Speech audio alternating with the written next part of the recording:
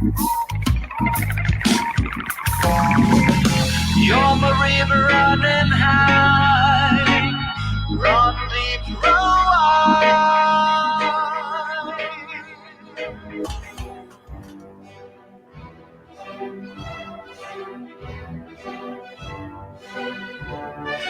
Tiempo ahora, historia para la vida, historia para la acción, en Hoja de Ruta.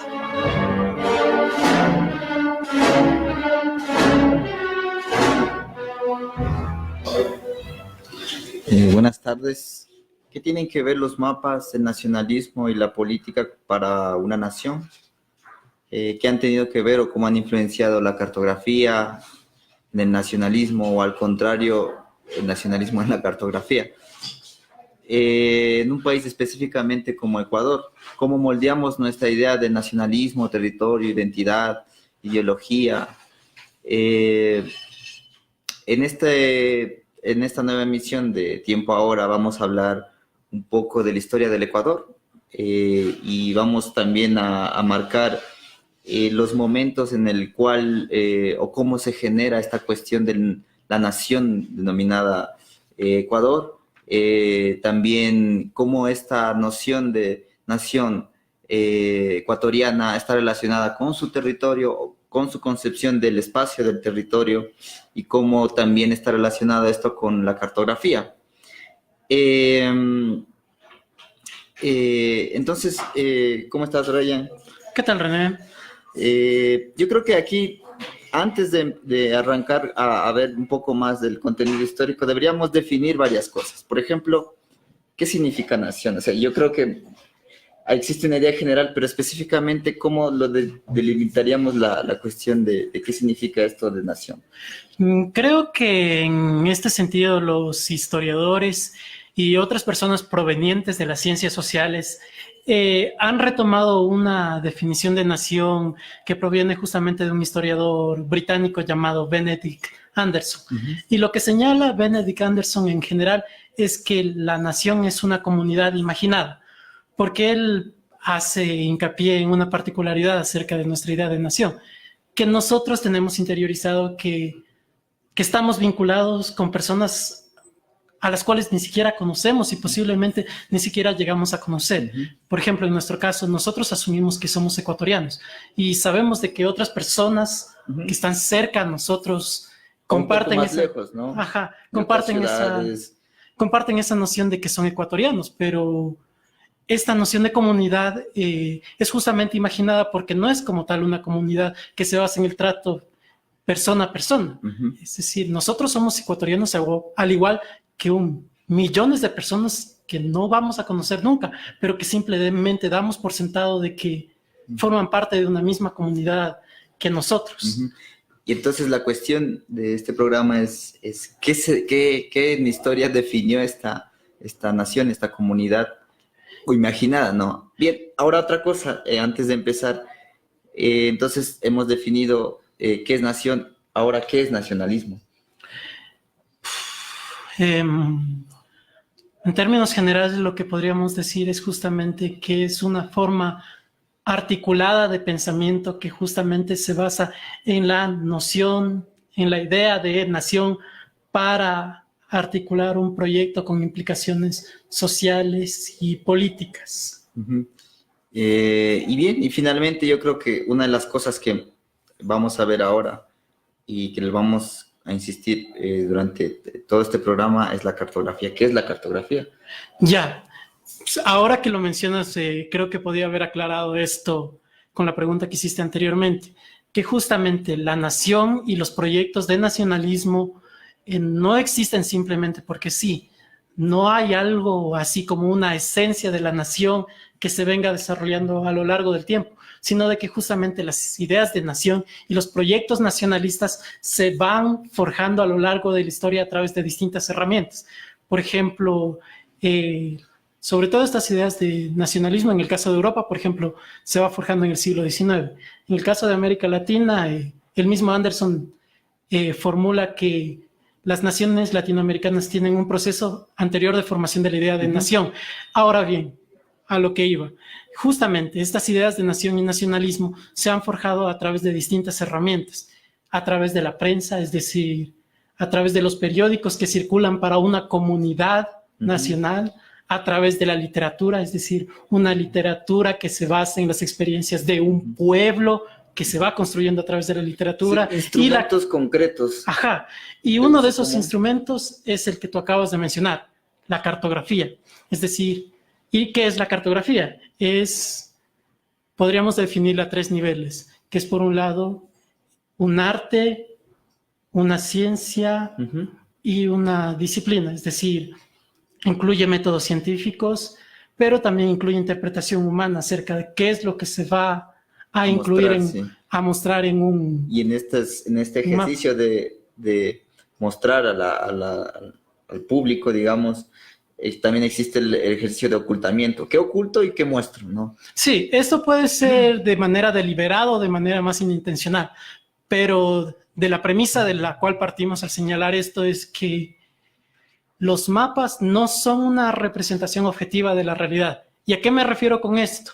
A que lo que nosotros estamos viendo en un mapa es una abstracción de la realidad, es decir, retomar aspectos de esa realidad y dejar de lado otros aspectos. Como digo, esto puede ser de manera muy intencional y justamente con objetivos de conocimiento, porque evidentemente no vamos a poder representar todos y cada uno de los aspectos de la realidad geográfica, sino que vamos a tener que priorizar ciertos elementos geográficos al mismo tiempo que dejamos de lado otros elementos. Entonces, en este sentido es en el cual justamente tú señalabas que la cartografía implica tanto como mostrar cómo ocultar. Sí. Entonces, lo clave aquí para estudiar históricamente un mapa es ver qué es lo que nos ha sido presentado y qué es lo que ha quedado fuera del mapa. Sí, y en este presentar, ocultar cosas, también existe un discurso detrás.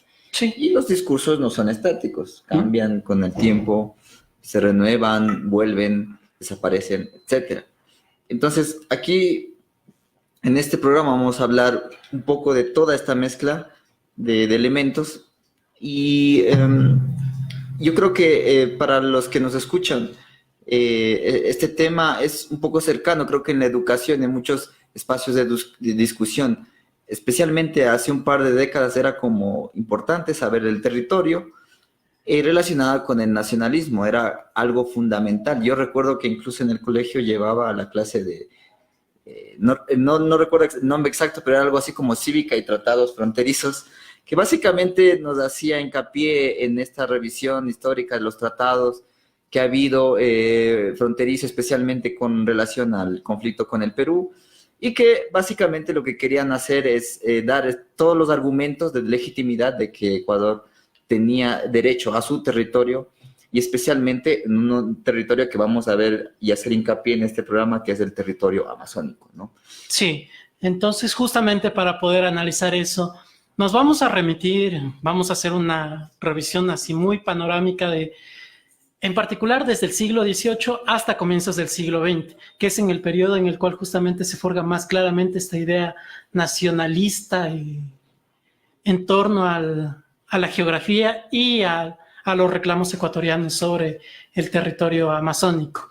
Y justamente este discurso, esta elaboración ideológica, un historiador llamado Ernesto Capello lo denomina como una representación mesiánica nacionalista. Y vamos a ver por qué le da este nombre justamente a las representaciones cartográficas del Ecuador. Y entonces, históricamente, ¿dónde podríamos arrancar digamos, en dónde se va forjando esta noción de territorio, prototerritorio ecuatoriano, se podría decir, y además ya con estos elementos de que la Amazonía, de alguna forma, está muy vinculada a este territorio y además políticamente y también identitariamente, ¿no? Bien, como señalé anteriormente, este es un proceso que se va transformando y desarrollando más o menos desde el siglo XVIII, pero quisiera retomar un caso muy puntual en el cual podemos ver justamente un ejemplo claro de esta representación mesiánica nacionalista. Y el ejemplo resulta muy particular porque proviene de una expedición francesa científica de inicios del siglo XX, que es la segunda misión geodésica. Todos en nuestra educación hemos oído hablar de la misión geodésica, la que llegó en el siglo Tal vez muy XVIII. pocos saben que hubo una segunda misión geodésica. Sí, no muchos saben que hubo esta segunda misión geodésica. ¿Qué fue? ¿200 años después? ¿O 150, sí, 150 más o menos, 150 años y que después. igual fue francesa? Ajá, y fue de 1901 a 1906. Y evidentemente era una época, creo que esto ya lo hemos insistido un montón de ocasiones en nuestros programas, estamos en plena época de la era del imperio, es decir, las potencias europeas tratando de ratificar su poderío y dominio por todo el mundo. En este caso de maneras más sutiles, es decir, a través de la ciencia. Es decir, los franceses, nosotros somos los portadores del conocimiento, de la ciencia y del progreso. Y en esta condición, nosotros vamos a llevar adelante nuestros estudios científicos sobre países más que están atrás de nosotros, como en este caso el Ecuador. Y básicamente en eso, esa es la premisa a partir de la cual trabajan estos científicos de la segunda misión francesa, de la segunda misión geodésica francesa. Es decir, ratificar justamente la superioridad científica europea y cómo la tratan de ratificar, haciendo uso de sus modernos instrumentos, de las modernas técnicas de medición que se habían desarrollado y hacer de menos todo lo que había aquí. Es decir, lo único que importaba era, para ellos, en su visión de ciencia, eran las ideas y las herramientas. En cambio, aquí en el Ecuador, que el gobierno ecuatoriano les propició apoyo logístico, apoyo con mano de obra, apoyo con seguridad y resguardo, eso queda totalmente ignorado. Es decir, lo único que interesa es demostrar la superioridad científica europea. Pero, y esto es lo que quiero hacer el matiz, en medio de este discurso de superioridad científica de esta misión geodésica francesa, hay una suerte de excepción, que es un científico que se llama Paul Rivet, que él lo que hace es, para empezar, él tuvo bastante vinculación con dos figuras intelectuales del Ecuador de fines del siglo XIX. Paul Rivet era en parte historiador, Sí, también estuvo vinculado a estudios arqueológicos. Bueno, además, claro, en esa época ahora hay muchísimas subdivisiones, ¿no? En las ciencias sociales, etcétera, en todas las ciencias en general, pero él más o menos hacía lo que ahora, digamos, haría un historiador, un arqueólogo, un antropólogo. Es decir, todo esto obviamente en esa época no estaba tan separado y su trabajo va en todas estas áreas, ¿no? Sí. Y es uno de los que profundiza más en sus estudios, en sus viajes, etcétera. Y algo muy interesante pasa, ¿no? Ajá. Porque, como tú decías, existe toda esta noción de superioridad tecnológica, pero al mismo tiempo, y eso es una cuestión muy interesante, no es que estos sujetos que están aquí son pasivos, sino que al mismo tiempo logran influenciar en el que llega, ¿no? Y sí, es muy claro en Paul Rivet, ¿no? Sí, justamente creo que tú has dado el marco perfecto para lo que iba a señalar, que justamente Paul Rivet se vinculó con figuras intelectuales muy importantes del Ecuador de finales del siglo XIX e inicios del siglo XX, que son, por un lado, Federico González Suárez y el religioso Vacas Galindo. ¿Y por qué? Justamente porque ellos ya tenían conocimientos justamente de historia, de arqueología y de antropología. Entonces, a través de este intercambio que Rivet mantiene con González Suárez y con Vacas Galindo, él elabora un mapa del Ecuador. Pero este mapa del Ecuador resulta muy particular, podríamos decirlo, situado en un contexto internacional. ¿Por qué? Porque, por un lado, en este mapa de Ecuador, hecho por un extranjero, aparece aquella representación del Ecuador que nosotros habremos visto en nuestros mapas de la escuela, que es este mapa que abarca todo el reclamo territorial amazónico del Ecuador, es decir, todo aquel territorio que fue cedido con el protocolo de Río de Janeiro, es decir, en la década de 1940. Ahora, como digo, el mapa de Rivet aparece el Ecuador representado con toda su reclamo amazónico, pero, y esto es lo interesante, que no es solamente un mapa que representa territorios, sino que es un mapa que representa poblaciones. y específicamente las poblaciones de la Amazonía. Y con sus nombres. Ajá. Y sus nombres, digamos, sí, justamente propios que identificaban a etnias, pueblos, culturas, etcétera, y no más. Lo interesante, claro, también del mapa, hubiera sido bien chévere mostrar el mapa. Nos dijeron que muy pronto vamos a poder hacer eso, y que en otros programas podemos mostrar imágenes, pero algo importante de este mapa es que muestra estos lugares específicos con sus nombres, pero y uno diría, bueno, está bien, en un mapa moderno eso está totalmente ahí, muy bien señalado, pero detrás de esto existe un discurso. ¿Y cuál es el discurso detrás de esto? Sí, como digo, el intercambio que Paul Rivet mantiene con González Suárez y con Vacas Galindo le permite adquirir esta concepción geográfica que no solamente abarca territorios, sino que abarca poblaciones. ¿Y por qué? Justamente a partir de esta premisa de que estas poblaciones indígenas que se encuentran en la Amazonía son ecuatorianas, y en la medida en que hay poblaciones indígenas ecuatorianas en la Amazonía, ese territorio pasa a ser parte del Ecuador. Uh-huh. Entonces, esa es la premisa de la cual parte ese mapa, y que estas poblaciones son integradas justamente a la nación ecuatoriana a través de la misión evangelizadora, a través de los misioneros. Ese es así, a breves rasgos. Y bueno, vamos a ir un poco también desarrollando esta cuestión y yéndonos un poco más atrás, y vamos a ver qué importancia tuvieron las misiones religiosas en la colonia. Pero yo creo que aquí hay que también señalar, es algo curioso, digamos, incluso el nombre del mismo país, Ecuador, está relacionada con esta cuestión intrínsecamente relacionada especialmente con el desarrollo del conocimiento y de la ciencia cartográfica. Entonces, podría decir que el mismo nacionalismo ecuatoriano ha dependido siempre de estos tipos de instrumentos, se puede decir, o de conocimientos científicos.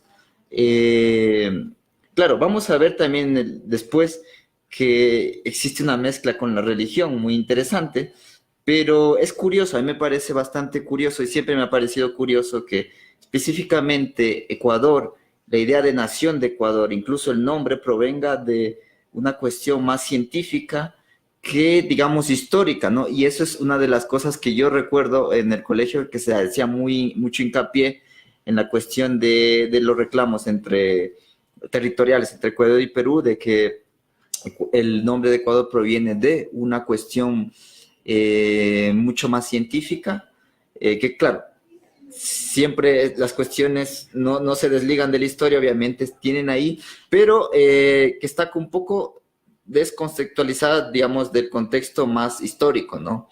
Entonces, eso como a mí siempre me ha parecido bastante curioso del caso ecuatoriano. No sé si existe, o no recuerdo, no se me viene a la mente otra nación en la que el nombre, la idea de nacionalismo, el Día de Nación esté tan ligado a un aspecto, digamos, de la ciencia o de la ciencia cartográfica así tan directamente, ¿no? No sé si se te ocurre a ti algo así. Al momento, la verdad, no. Podríamos revisarlo para una ocasión posterior, pero pero es interesante la cuestión. Ahora, ¿qué tienen que ver las misiones religiosas con el caso de la Amazonía y con la cuestión del desarrollo de la nación ecuatoriana, del nacionalismo y también de la cartografía? ¿Qué tiene que ver las misiones religiosas? ¿Y por qué, llegado ya al siglo XX, Vacas Galindo, un religioso, influye tanto en un científico como Paul Rivet? Sí, creo que eso podremos desarrollarlo en el transcurso del programa, pero creo que podríamos hacer una pausa en este momento. Sí, y yo creo que, bueno, ahora vamos a escuchar uno de los, creo que muchísimos ecuatorianos han escuchado el famoso discurso de Rol 2 en el contexto de la guerra o el conflicto de Paquilla, y creo que fue incluso el último, ¿no? El último discurso que lo dijo en vida. Y bueno, aquí claramente podemos escuchar y ver la cuestión de lo que estamos hablando, de la idea de la naturalización de que la nación ecuatoriana está ligada al territorio amazónico. Ecuatorianos, fuimos serios y honestos, seguimos siendo serios y honestos en todos y cada uno de nuestros planteamientos. Que no sean las palabras, sino las obras, las que den el mejor testimonio de nuestras intenciones. Es hora del trabajo, el esfuerzo, la solidaridad, no de los paros, huelgas, amenazas, incomprensión o rumores. Probemos el amor a la patria, cumpliendo cada quien con nuestro deber. Nuestra gran pasión es y debe ser el Ecuador. Nuestra gran pasión, oídeme, es y debe ser el Ecuador. Este Ecuador que no lo queremos enredado en lo intrascendente, sino en lo valeroso, luchador, infatigable, forjando un destino de grandeza. El Ecuador heroico que triunfó en Pichincha, el Ecuador de los valerosos de hoy, heroicos luchadores de Paquilla, Machinaza y Mayaicu, inmolados en esas legendarias trincheras. El Ecuador heroico de la cordillera del Cóndor, el Ecuador eterno, unido en la defensa de su heredad territorial, el Ecuador democrático capaz de dar lecciones históricas de humanismo, trabajo y libertad. Este Ecuador amazónico, desde siempre y hasta siempre. ¡Viva la patria!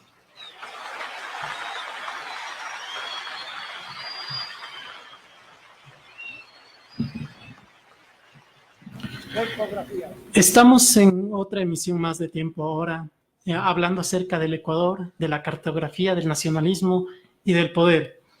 Habíamos señalado anteriormente, René, justamente que la noción de nación en el Ecuador se ha configurado mucho a través de el reclamo de los territorios amazónicos. Y esto, a su vez, para fortalecer este discurso en torno al reclamo de los territorios amazónicos, ha estado vinculado con la disciplina de la cartografía, con la ciencia, en términos muy generales.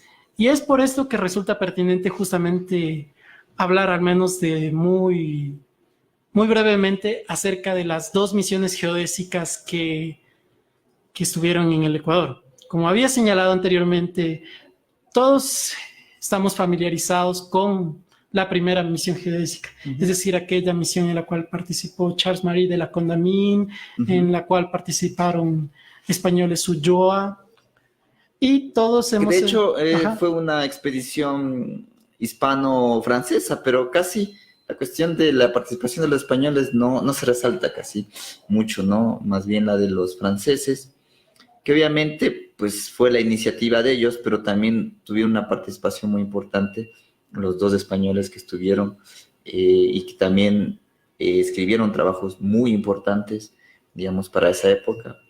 Pero bueno, yo creo que la mayoría de ecuatorianos tiene una noción, muchos un poco más, tal vez otros menos, pero de la misión importante. ¿Por qué? Porque aquí surge por primera vez, digamos, esta cuestión del nombre, ¿no? El nombre Ecuador, la línea que pasa por el centro del planeta,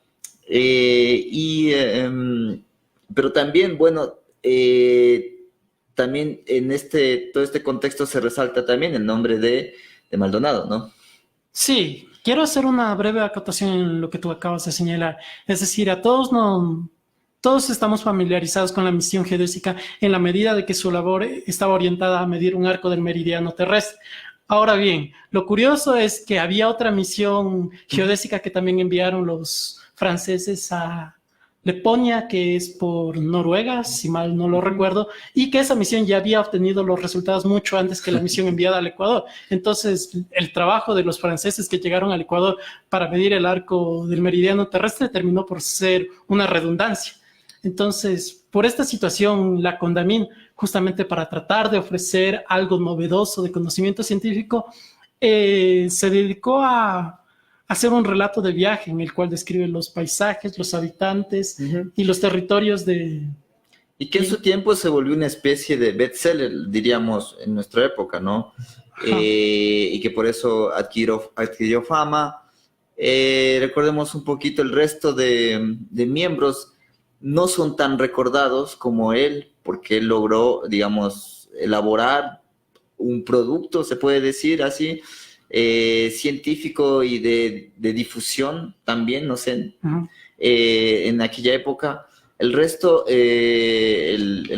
pues, algunos murieron aquí, ¿no? Otros no regresaron, se quedaron aquí, otros regresaron, pero, o sea, definitivamente el contexto de la misión marcó totalmente las vidas de este grupo de franceses que llegó. Y también de un poco de la sociedad de aquella época, de la Real Audiencia de Quito, ¿no? Sí, y esto en relación a Pedro Vicente Maldonado, porque justamente a través del intercambio que mantiene la CONDAMIN y Maldonado, es que Maldonado elabora su mapa de la Real Audiencia de Quito. Y ahora este mapa resulta particular, si lo comparamos a posteriori, porque ¿qué es lo que aparece en el mapa de Maldonado? Lo único que dibuja Maldonado es un mapa en el cual aparecen las regiones que ahora conocemos como la costa y la sierra. Es decir, la Amazonía no aparece en lo absoluto. Y vamos a ver cómo esto resulta particular en comparación con los mapas que van a ir elaborando otras personas posteriormente. Esto justamente, como hemos visto, el rol que juegan las misiones geodésicas en estas configuraciones nacionales. Si bien la medición del arco del meridiano terrestre no tuvo relevancia para el conocimiento científico producido en Francia, pero sí tuvo toda esta actividad científica que se desarrolló en el Ecuador, justamente que le proporciona el nombre que tiene ahora nuestro país y que justamente también da una legitimidad para la segunda misión geodésica que habíamos mencionado al inicio del programa. No sé si tú tienes algún comentario sobre esta segunda misión. Bueno, pues básicamente, como tú empezaste a decir, en el contexto es diferente, obviamente, de la segunda expedición francesa.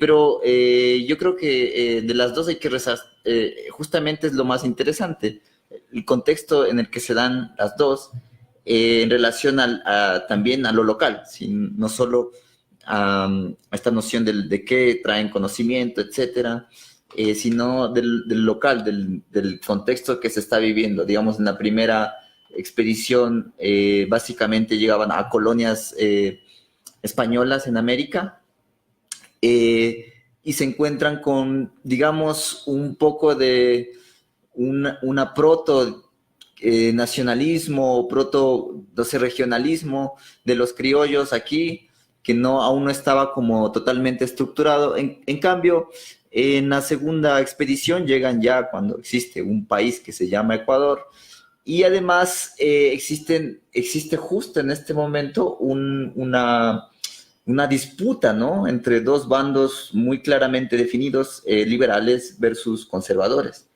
Y claro, y también en parte disputas con sus vecinos como Perú, claramente.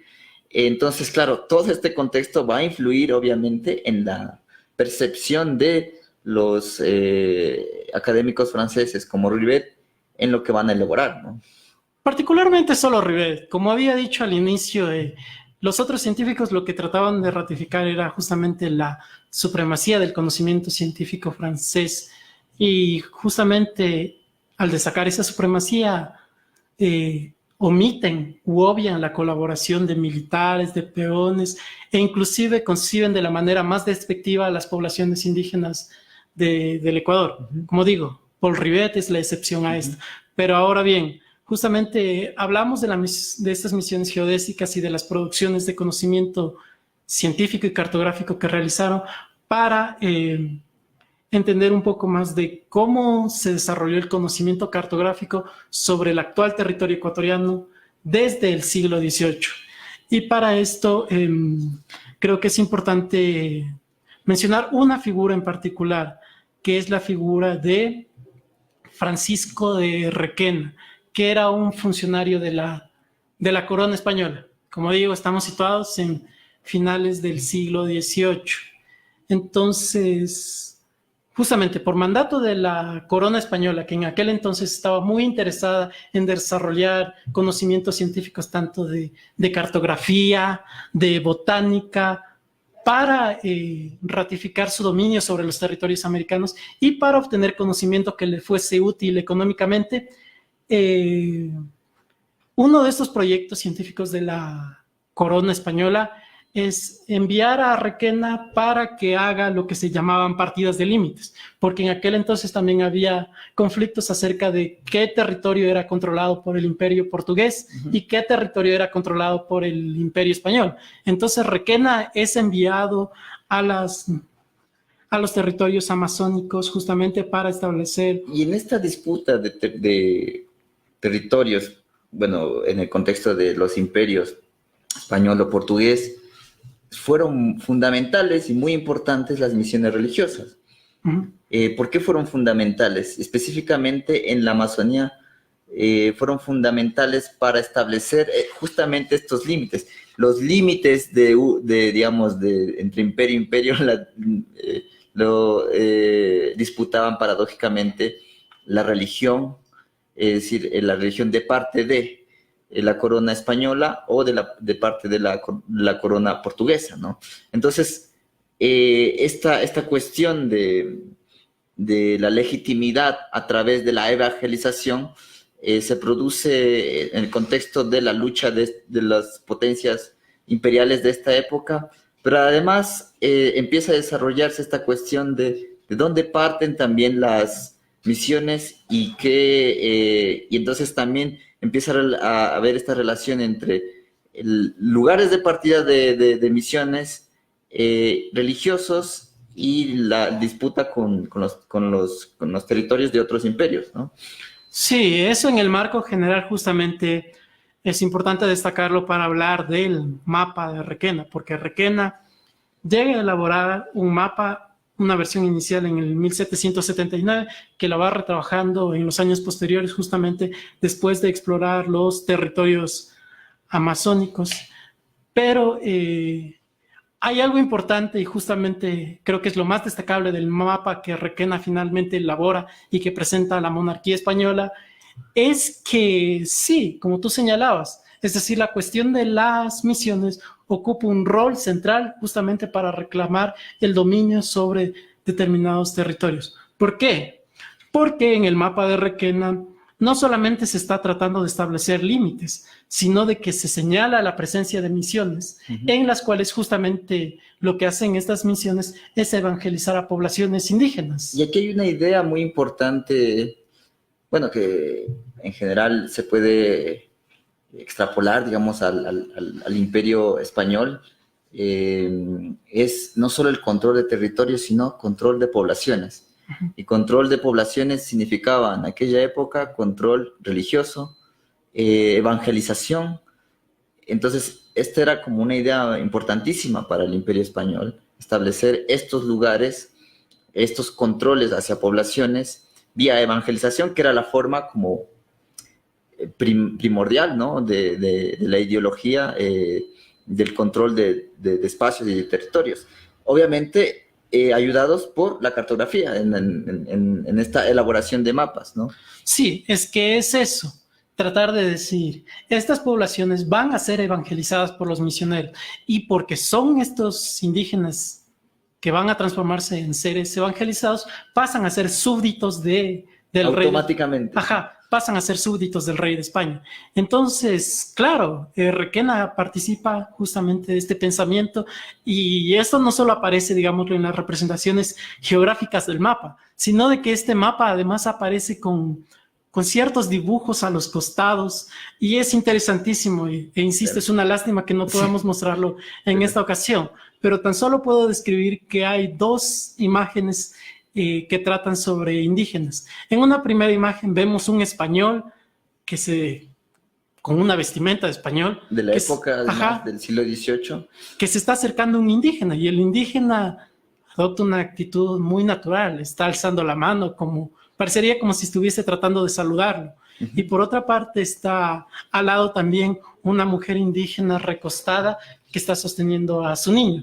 Es decir, da una imagen como de encuentro entre el español y el indígena que va a ser evangelizado. Además, un encuentro pacífico, se podría decir. Sí, es que es pacífico. Totalmente. Y obviamente un encuentro en el que uno puede decir es la civilización educando, evangelizando. Y los indígenas escuchando atentamente, ¿no? Sí, y la segunda imagen igualmente es muy representativa porque es un indígena que está postrado frente al escudo de la monarquía española. Es decir, que más literal acerca de este discurso de control de poblaciones que esto. Entonces, justamente este elemento que evidentemente para la monarquía española se basaba en, estamos reclamando esta posesión porque hemos evangelizado y vamos a evangelizar indígenas. Este elemento en particular va a ser una parte fundamental del discurso nacionalista que se va a forjar a través de la cartografía en el Ecuador posteriormente. Porque recordemos, aquí la monarquía española no estaba tratando de configurar a la nación ecuatoriana, sino que estaba tratando de reclamar intereses que le eran particulares. Pero, este elemento como sí. Pero generó al mismo tiempo esta, digamos, noción que se va a desarrollar con el tiempo en el siglo XVIII y con profundidad en el siglo XIX. Entonces, ¿qué elementos, digamos, tomaría los criollos en aquella época a partir de las misiones religiosas? ¿Qué tipo de elementos empezarían a forjarse específicamente digamos, en esta época con la Real Audiencia de Quito, ¿no? Bien, justamente la idea central era lo que decía, es decir, que hay un espacio que es la Amazonía, que es una zona de futuro, podríamos decirlo. Hay un proyecto utópico, que la Amazonía como una zona de futuro, como una suerte de paraíso en el cual la nación va a poder trabajar e incorporarla a través de la religión y de la ciencia. Y una nación que además ya fue civilizada, ¿no? Por España. Entonces es como esta región ya es como una, ¿cómo se llama? ¿Cómo se denomina esto? Una playa o una cabeza de playa, algo así se denomina cuando se empieza a extender un territorio de conquista o de colonización, que ya está aquí. Es decir, Quito en esta época ya es un territorio, digamos, entre comillas, civilizado, donde se ha establecido un gobierno español, y a partir de ahí empieza a generarse todas estas misiones, ¿no? ¿Qué es lo que retoman entonces los criollos en el siglo XVIII? Aquí tenemos que mencionar un caso que es el caso que nos va a poder permitir comprender justamente esta representación mesiánica nacionalista, que es, digámoslo, el antecedente, la puerta de entrada, que es la historia del Reino de Quito de Juan de Velasco. ¿Por qué? Porque justamente aquí ya hay como una protovisión nacionalista que se basa en este mesianismo en torno a la Amazonía. Ecuador ha sido importantísimo desde su publicación en todo el siglo XIX y el siglo XX. Y todavía hay ecos de la gente que habla sobre Juan de Velasco, su libro es de la historia del Reino de Quito. Y básicamente, ¿qué es lo que dice el libro? ¿Por qué ha tenido tanta difusión? ¿Por qué ha tenido tanta importancia para la nacionalidad ecuatoriana? Para empezar, tenemos que recordar un par de cosas acerca de la historia del Reino de Quito de Juan de Velasco. Para empezar, que esta obra fue escrita por Velasco en el exilio, porque hay que mencionarlo muy brevemente. La monarquía española expulsó a los jesuitas en la década de 1760 de todos sus territorios. Entonces, Juan de Velasco, al ser jesuita, salió de la audiencia de Quito, de lo que era la audiencia de Quito, y marchó al exilio a lo que es actualmente Italia. Y allá, en Italia, escribió su historia del Reino de Quito por el año de 1789. Pero esta obra tan solo apareció publicada como tal en el año de 1842. Ahora bien, ¿qué es lo que hay que destacar acerca de la historia del reino de Quito de Velasco? Por un lado,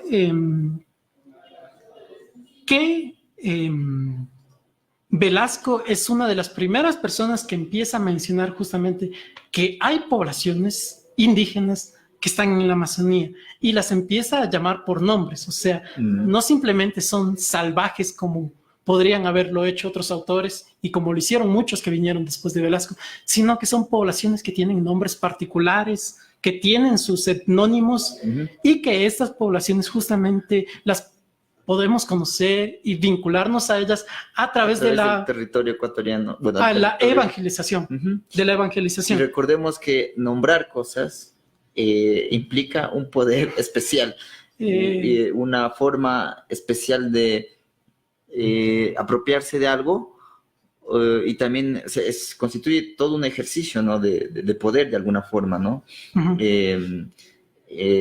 Lo veíamos muy lo hemos visto muy claramente, digamos, con los españoles fundando ciudades. Tienen que ser ciudades españolas, tienen que ser nombres de santos. Es una forma de apropiarse del territorio, ¿no? Lo mismo, digamos, algo parecido aparecería aquí, ¿no? Sí, o sea, en resumen, aquí se aplica lo de saber es poder.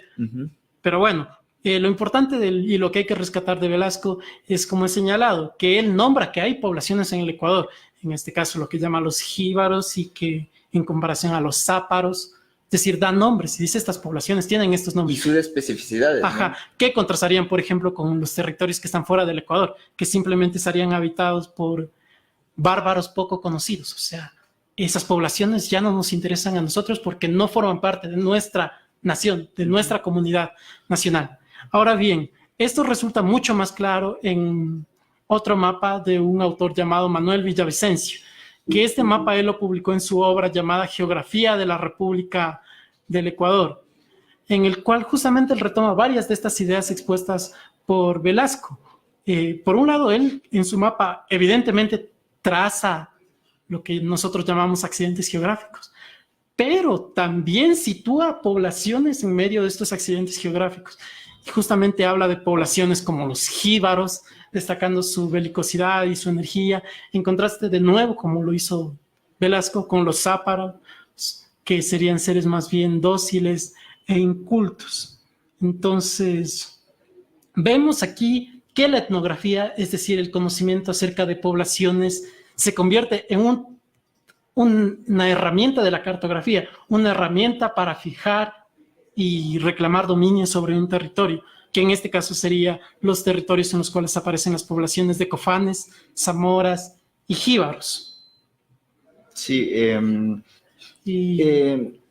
y claro, por supuesto, como hemos visto, es un recorrido en donde se va profundizando esta idea de que yo lo compararía, en otro programa hablábamos sobre el destino manifiesto de Estados Unidos, la cuestión de la idea que se generó a mediados del siglo XIX de que Estados Unidos, este territorio estaba predestinado a colonizar y expandirse territorialmente al oeste, ¿no? Porque Estados Unidos nació en la costa este, con unas 13 colonias, un territorio muy pequeño de lo que ahora es, y que paulatinamente existió esta idea de expandirse hasta la otra costa, hasta el otro océano, hasta el Océano Pacífico.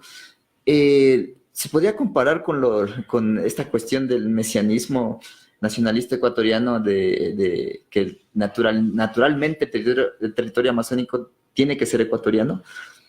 Yo creería que tan solo en el sentido de expansión, porque aquí yo sí noto una diferencia muy clara, que es algo que habló una autora que se llama Patricia Seed, que hay, sí, evidentemente las dos ideas se basan en la noción de expansión y de dominio, pero son dos formas de dominio totalmente distintas, porque los estadounidenses, es decir, los colonos ingleses que después fueron los estadounidenses, no estaban pensando en, sí, nosotros vamos a reclamar el dominio del territorio evangelizando a los indígenas. No, ellos decían, nosotros somos cristianos y ellos son bárbaros. Y en la medida en la cual nosotros somos cristianos, tenemos derecho a ese territorio, que no tienen derecho los bárbaros.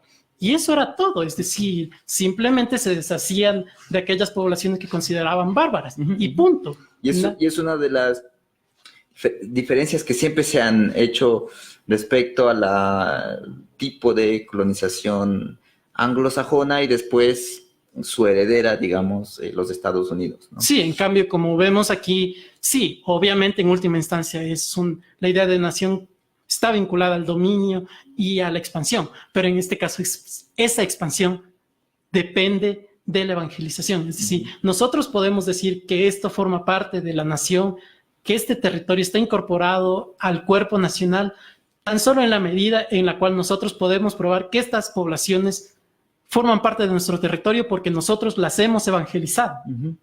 Entonces vemos que ahí yo identificaría esa diferencia.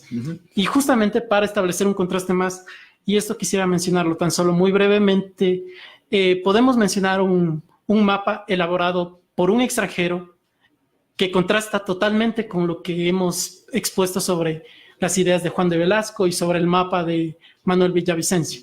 Y el extranjero del cual estoy hablando es Theodore Wolff. Él justamente llegó al Ecuador como jesuita traído por García Moreno como parte del proyecto que tenía García Moreno de modernización católica. Y entonces, pero bueno, García Moreno fue asesinado y todos los proyectos que él quería llevar a cabo quedaron truncados. Pero Wolff siguió desarrollando conocimiento en el Ecuador. Y es así que en 1890 Wolff llega a publicar su Carta Geográfica del Ecuador. Pero esta carta geográfica es más parecida a lo que habíamos dicho de Pedro Vicente Maldonado que a las ideas de Juan de Velasco y al mapa de Manuel Villavicencio. ¿Por qué? Porque en el mapa de Wolff, de nuevo, lo único que aparece representado es lo que actualmente conocemos como la costa y la sierra. Wolff, de plano, se olvida casi totalmente de la Amazonía y tan solamente la incluye en su mapa en un pequeño recuadro a la parte de abajo del mapa y diciendo con la leyenda de regiones poco conocidas y habitadas por indios salvajes. Es decir, a Wolff no le interesaba que hubiese una idea de nación en la cual formaba parte Central Amazonía. No, Wolff era una persona con formación científica que lo único que le interesaba era mostrar lo que él tenía de conocimientos científicos.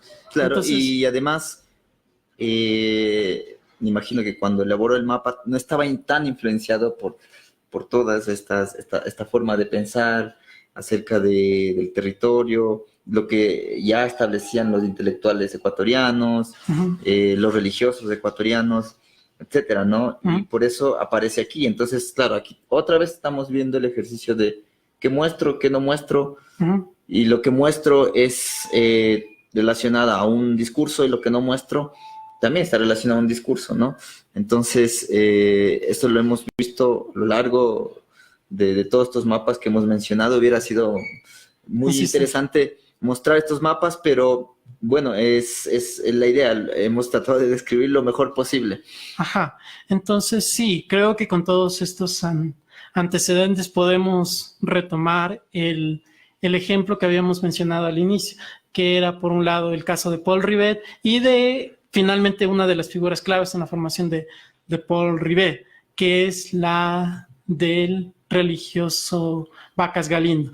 Pero antes de eso, creo que podríamos hacer una última pausa antes de la sección final. Bien, y lo que vamos a escuchar ahora es una especie de spot publicitario en el contexto de la guerra del Cenepa, que llama mucho la atención porque igual que en el discurso de Roldós, aquí también existe un discurso de otra época, pero también igual haciendo... Que resuenan ecos. Resuenan ecos de todo lo que hemos estado hablando. ¿Tú quieres?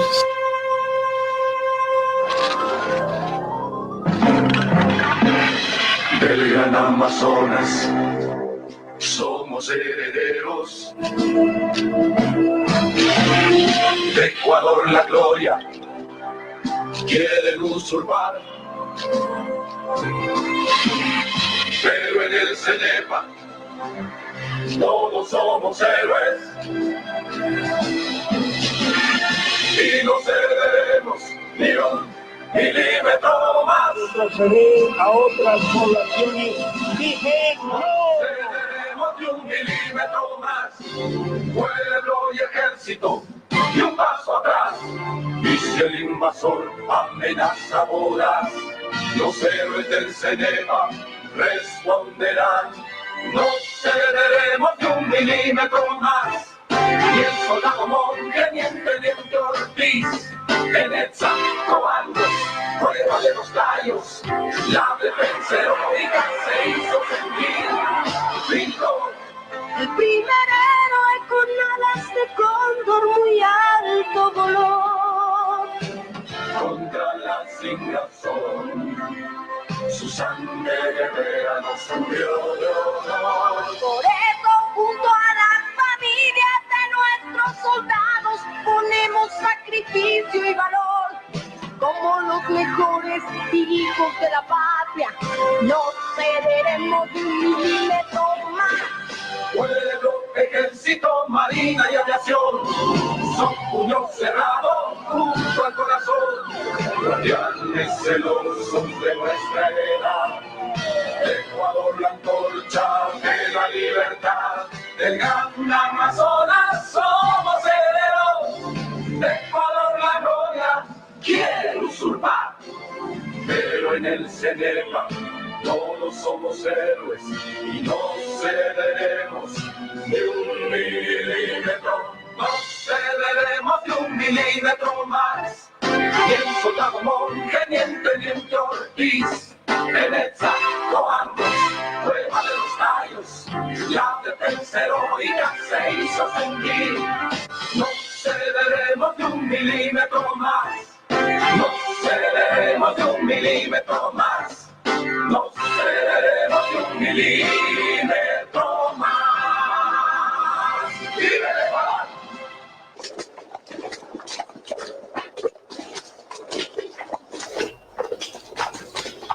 Estamos en tiempo ahora, estamos hablando acerca de Ecuador, nacionalismo, cartografía y poder. Hemos hecho hasta ahora un recorrido en qué tiene que ver la cartografía con la idea de nación ecuatoriana, qué tiene que ver además en esta idea de nación ecuatoriana un poco la cuestión religiosa, la cuestión de la evangelización de territorios. Yo creo que conforme hemos visto cómo se desarrollaba lo uno y lo otro, ¿no? Pero algo interesante pasa con la segunda misión geodésica, que además agregar una cosa es que hubo una tercera misión geodésica en el 2016, de hecho, para conmemorar el 280 aniversario de la primera misión geodésica. Obviamente es otro contexto totalmente distinto y también se podría un poco analizar qué era la nación en 1901 al 6, ¿sí? De la segunda, qué era o cómo se concebía el territorio o el proto-territorio o esta cuestión de nacionalismo criollo en la época de la primera, y la del 2016, un contexto totalmente distinto, donde también había otra idea de nación, ¿no? Y también otras ideas acerca de la ciencia, de la cartografía, etcétera, ¿no? Tal vez no nos suene mucho que hubo una tercera misión geodésica francesa, pero hubo, de hecho, una en el 2016. Algo que pasa, algo muy curioso, interesante que pasa ya en el siglo XX, es esta asociación entre cartografía, geografía y religión, y parte de esto es también el mesianismo, ¿no? Entonces, existe una suerte de geografía sagrada y una cuestión muy, muy cercana entre el clero y estos científicos franceses. Entonces, cuando ellos llegan, y se puede uno rastrear por documentos que hubo en esa época, qué sé yo, publicaciones de diarios, fue que ellos tuvieron contacto directo con el clero, especialmente con grandes intelectuales como Federico González Suárez. Muchos de ellos, como Federico González Suárez, les ayudó mucho en la logística, incluso poniendo recursos, incluso señalando, por ejemplo, para Paul Rivet, sitios arqueológicos que él podía consultar, libros, es decir, y claro, en parte de este diálogo que se dio, ellos transmitieron estas ideas que tenían acerca del territorio ecuatoriano, acerca de las misiones y acerca de que este territorio estaba muy relacionado con la Amazonía, pero además por una cuestión religiosa, porque tenía un antecedente muy grande de las misiones religiosas. No olvidemos que, por ejemplo, para la gente que vive en Quito y que ha visitado el centro histórico, hay una enorme placa que dice Quito es... que la gloria de Babilonia, de Nínive, no se puede comparar por la de Quito, por ser llave de la cristiandad y descubridora del gran río de las Amazonas. Así. Entonces, ahí podemos ver claramente esta asociación sagrada, ¿sí? Sagrada no en términos, en lenguaje científico, sino más bien en lenguaje religioso y mesiánico, O sea, acerca un proyecto de futuro. De que esta tierra, este territorio le pertenece a Quito y a la nación ecuatoriana por obra de evangelización, por obra religiosa. Yo en realidad creía que ibas a retomar el ejemplo de la entrada del Instituto Geográfico Militar, porque ahí está justamente colocado en relieve un mapa del Ecuador en el cual aparece ese viejo mapa del Ecuador que todos sí. Hemos visto, en el cual, así con esa linita que señala el protocolo de Río de Janeiro. Pero bueno, justamente creo que tú has situado, digamos, las características que desarrolló este proyecto de representación mesiánico-nacionalista. Y yo tan solamente quisiera acotar algo que creo que no pudimos o nos olvidamos de mencionar, y que es justamente la figura del religioso Enríquez Vacas Galindo, que fue el otro intelectual que también participó, que tuvo intercambio intelectual con Paul Rivet. A breves rasgos, lo que podemos destacar de Vacas Galindo es que fue misionero, escribió un catón católico traducido al shuar, que hizo un viaje de reconocimientos hasta la región de Iquitos, que ahora pertenece al Perú, y que también hizo un viaje por el Marañón, y que escribió un texto que se llama Nankikujima, y finalmente también hizo investigación en el Archivo de Indias, que está ubicado en España. Es decir, desarrolló un vasto conocimiento justamente vinculado con los territorios amazónicos. Y en el mapa de Vacas Galindo creo que está el punto más alto de estas representaciones mesiánico-nacionalistas, porque ahí podemos ver justamente plasmada toda esta tradición compartida iniciada por Requena, por Velasco y Villavicencio. Justamente, de nuevo aparece esta distinción entre los jíbaros y los záparos. Se habla de las riquezas naturales de este territorio. Incluso, él es más específico, ¿no? Porque hizo trabajo, lo que se llamaría ahora etnográfico, netamente hablaba la lengua como tú lo mencionabas, shuar, tradujo muchas cosas al shuar. O sea, tenía una labor evangelizadora muy compleja, ¿no? Y básicamente, ¿cómo se ha configurado la Amazonía ecuatoriana? Creo que también en otros lugares es a partir de las misiones religiosas, ¿no? De las ciudades que ahora existen, los poblados que ahora existen, e incluso la misma idea de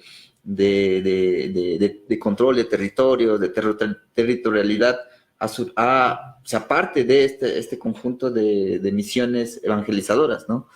Sí, entonces, como habíamos señalado, el caso de Paul Rivet contrasta con el de estos otros científicos franceses, porque él es el único que reconoce que sí, o sea, yo pude formular mis conocimientos gracias al aporte intelectual que me brindaron personas como González Suárez y Vacas Galindo, y además de que retoma justamente este pensamiento de ellos acerca de los indios jíbaros, y también menciona esta obra Nankikujima de Vacas Galindo, y creo que con eso también podríamos ir. Sí, y bueno, entonces hoy hemos hablado acerca de esta relación entre nación, territorio y además este tipo de instrumentos o de tecnologías o de aparatos tecnológicos y conocimientos que son la cartografía, los mapas, la ciencia, la geografía, etcétera. Yo simplemente como conclusión quisiera decir que en los últimos tiempos parte del pensamiento, digamos, contemporáneo y una gran parte del pensamiento de izquierda y en general lo que se podría denominar como posmodernismo, ha desestimado la cuestión de nación, nacionalismo, incluso de Estado, como elementos que de alguna forma nos permiten superar algunos problemas como la desigualdad, la desigualdad de todo tipo, económica, de género, el racismo, el colonialismo, etcétera. Es más, muchos lo consideran como un obstáculo para superar este tipo de problemáticas. Queda la pregunta, ¿es aún válida la nación, nacionalismo o este tipo de elementos como formas de reivindicación? Por ejemplo, un filósofo italiano bastante polémico hoy, que se llama Diego Fusaro, él dice que, por ejemplo, él dice, muchos tontos de izquierda combaten un fascismo inexistente y aceptan el mercado, por ejemplo.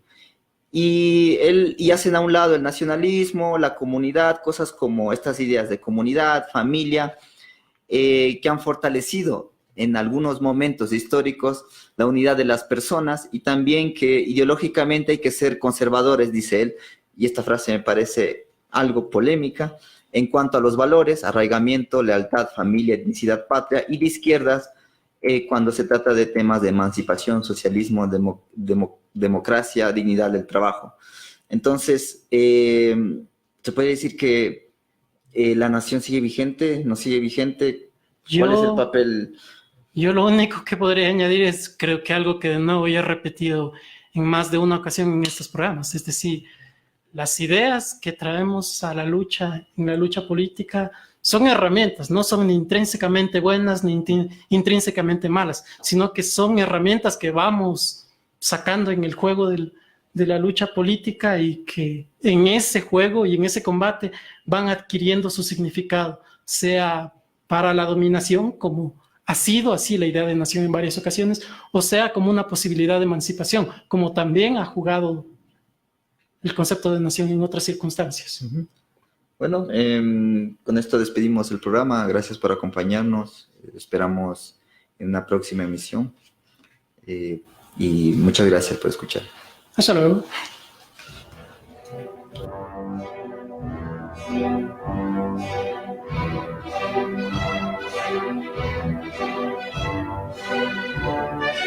Tiempo ahora. Historia para la vida. Historia para la acción. En Hoja de Ruta.